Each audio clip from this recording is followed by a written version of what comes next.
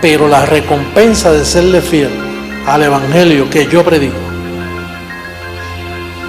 es la transformación de tu cuerpo. Y esto no es en vano, esto no es en vano. La recompensa va a ser esa. Y pronto recibimos esa transformación. ¡Pronto!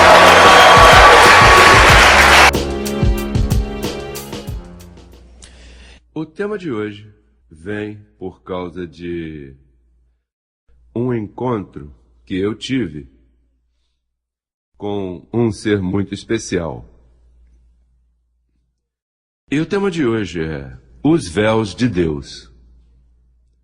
Não é o véu, mas são os véus. Os véus que Deus tem usado para se manifestar a seu povo. Eu não sei se poderemos usar o telão. Será que sim ou não? Hein?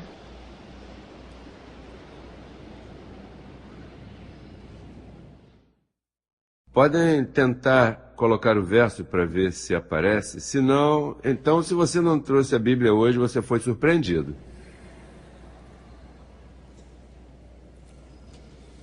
Mas podemos ler Hebreus capítulo 7. Do verso 1 ao 4. Hebreus,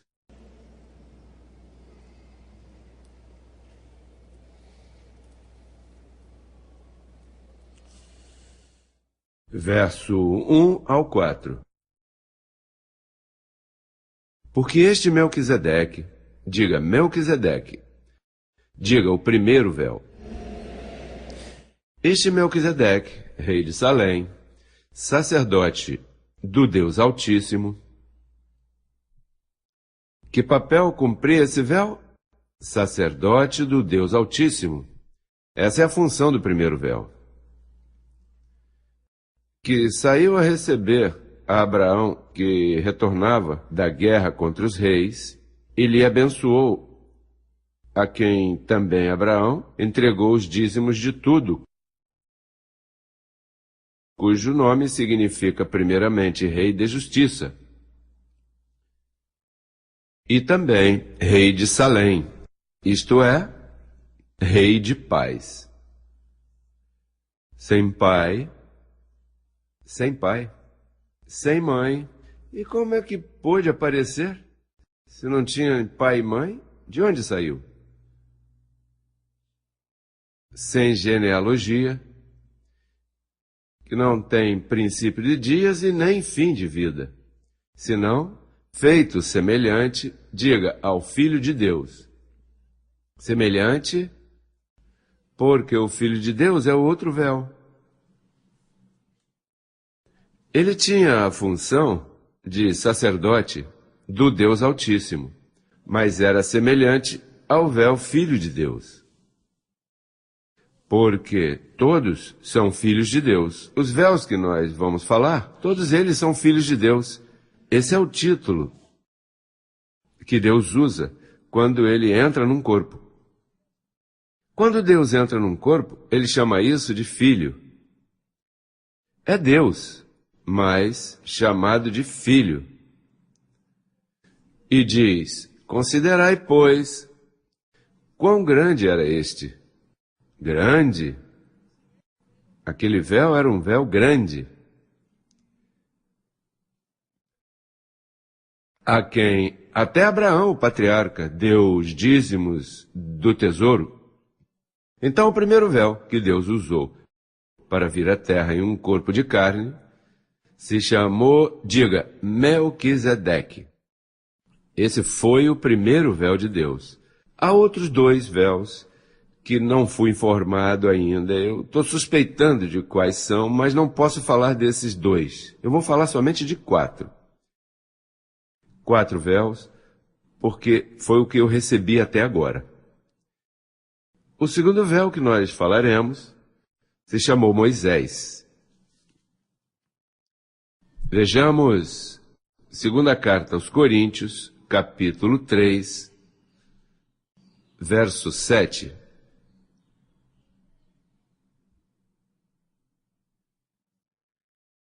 E se o ministério de morte, qual era a função daquele véu? Apresentar o ministério de morte. Se o ministério de morte, gravado com letras, em pedras, foi com glória, tanto que os filhos de Israel não puderam fixar a vista no rosto de Moisés, por causa da glória de seu rosto, a qual havia de perecer. Então, Deus, quando acrescentou aquele pacto por causa do conhecimento do mal, ele disse: eu mesmo quero estar ali. Por isso, o corpo dele não foi encontrado. Quando ele morreu, procuraram seu corpo e não encontraram. Ele mesmo levou. Desapareceu. Eu não sei se ele pegou um foguete desses, ou uma carruagem de fogo, e desapareceu. Não encontraram seu corpo. Até o dia de hoje não encontraram. Diga, o segundo véu se chamou Moisés. O terceiro véu se encontra em Hebreus, capítulo 10, versos 19 e 20. Hebreus, capítulo 10, versos 19 e 20. Assim que, irmãos, tendo liberdade para entrar no lugar santíssimo, pelo sangue de Jesus Cristo, pelo caminho novo e vivo, que Ele nos abriu através do véu, isto é, sua carne. Assim que a função deste véu, que esse véu tinha, era derramar sangue, abrir um caminho novo e nos trazer um novo pacto. Então o terceiro véu de Deus se chamou Jesus de Nazaré. Diga, Jesus de Nazaré. E aí já são 3 véus. Então, o quarto véu, vejamos em 1ª carta aos Coríntios, capítulo 3, verso 10. Conforme a graça de Deus que me foi dada, eu, como perito arquiteto, pus o fundamento, e outro edifica em cima. Mas cada um veja como sobreedifica. Paulo antecipou que viria um véu que seria chamado de o outro. E a função dele era edificar sobre o que Paulo deixou escrito. Ele não traria nada novo, diferente daquilo que tivesse escrito.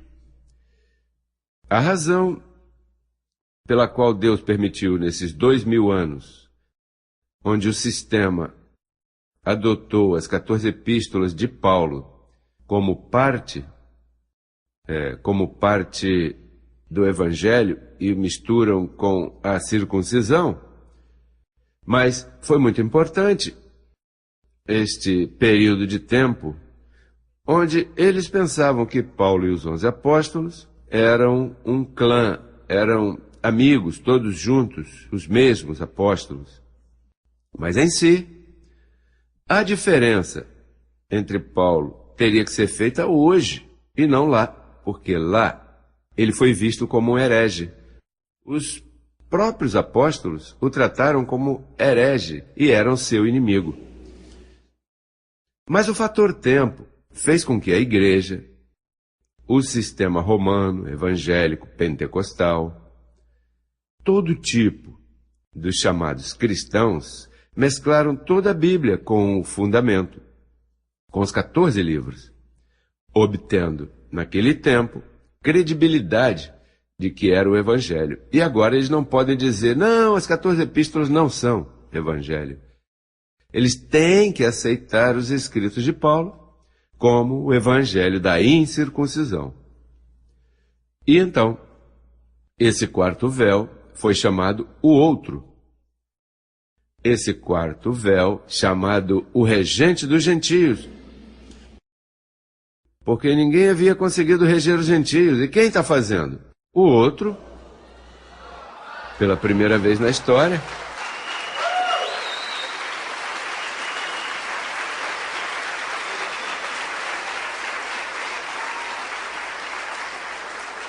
Omar acaba de dizer para nós que por 27 anos ele viveu como uma galinha sem cabeça, procurando se situar.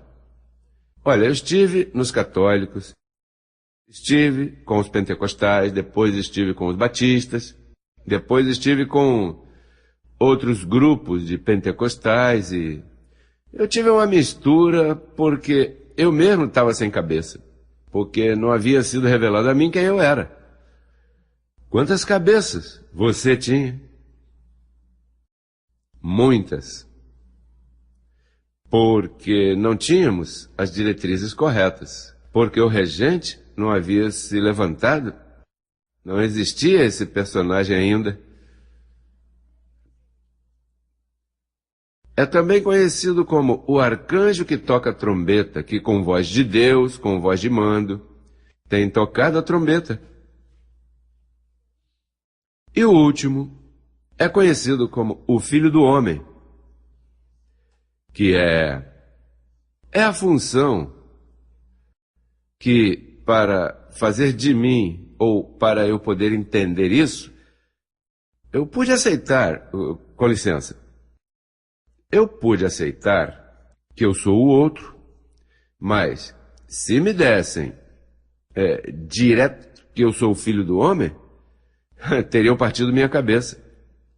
Eu não poderia resistir. Então, de fato, entre todos os véus, a mim foi dada a melhor parte. Para mim é um privilégio. Entre todos os véus, eu peguei a melhor parte.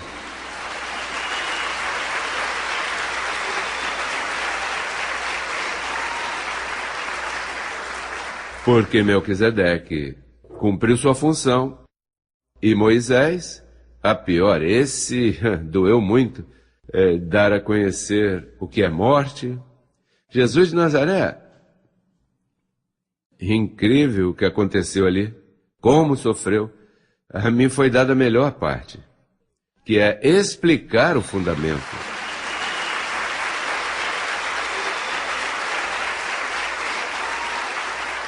Ainda que você não queria estar no meu sapato, me coube a melhor parte, mas você não queria colocar meus sapatos por um tempinho, não? Bom, e de onde saiu esse tema? O tema me saiu que eu tive um encontro com Jesus de Nazaré. Faz pouco tempo, ele apareceu a mim, a pessoa de Jesus de Nazaré. E foi algo estranho, porque ele parecia comigo, mas era Jesus de Nazaré. Então, eu perguntei a ele, mas quem é o Senhor, tu ou eu? Quem é o Filho do Homem, tu ou eu? E ele me disse, nenhum dos dois. Nenhum. Todos somos véus. Deus não pode ser carne. Deus se põe em carne para se manifestar, mas nem Melquisedeque, nem Moisés, nem eu e nem tu. E eu fiquei entendendo o que ele estava tentando me dizer. E ele me disse, agora podes ler 1 Coríntios capítulo 15 e entender isso. Verso 24 ao 28. Vejamos. Aparece na tela ou ainda não? Está muito claro. Não duvidem que as demais convenções nós as faremos à noite. Porque ficar privados desse telão é doloroso, porque há pessoas que não conhecem a Bíblia, outros não trazem Bíblia, então ficam só ouvindo e é tão saudável quando as pessoas veem escrito, mas confiem que o que eu estou lendo para vocês é a Bíblia. Diz, logo o fim, diga comigo o fim. Quando entregue o reino ao Deus e Pai, quando suprimir todo domínio, autoridade e potência, porque é preciso que ele reine até que ponha todos os seus inimigos debaixo de seus pés. E o último inimigo que será destruído é a morte, porque todas as coisas ele a sujeitou debaixo de seus pés. E quando diz todas as coisas foram sujeitas a ele, ou sujeitadas a ele, claramente se excetua aquele que sujeitou a ele todas as coisas, mas logo, depois que todas as coisas lhe estejam sujeitas, então também o próprio Filho. Agora, o próprio Filho é Melquisedeque, semelhante ao Filho do Deus Altíssimo. Moisés, Filho de Deus sobre sua casa, fiel. Jesus de Nazaré, Filho de Deus. O Filho do Homem, Filho de Deus. Os véus, no fim, diz, sujeitou também o próprio Filho, o próprio véu, se sujeitará ao que sujeitou a ele todas as coisas, para que deixe tudo em todos. Assim que nós esperamos a transformação, onde Deus sobre todas as coisas.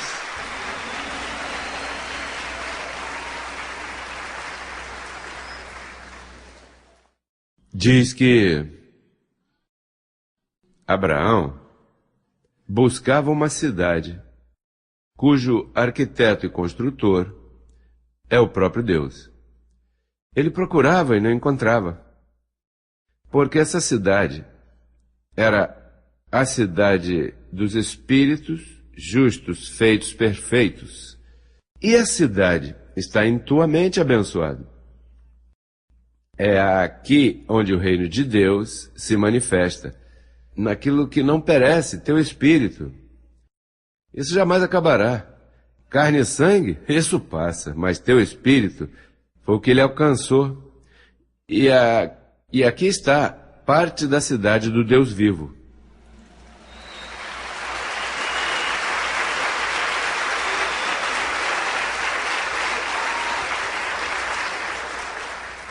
Assim que, abençoados, temos que seguir crescendo e conduzindo outros a que cheguem ao Senhor, a conhecer o Filho do Homem, porque o Filho do Homem o que vai fazer é dar-lhes o fundamento que nosso apóstolo Paulo deixou e fazendo pessoas felizes, pessoas como testificava aqui Omar, o testemunho tão vivo, um homem que esteve 27 anos servindo a Deus, buscando a Deus. E a religião causou que, quando dizem o Filho do Homem, eles esperam algo místicos lá nos céus. Mas Deus advertiu, eu estarei no meio de vós, eu caminharei e andarei entre vocês. E para caminhar e andar entre nós, precisaria de um corpo. E isso é o que ele tem feito, chegou a nós, para estar todos aí.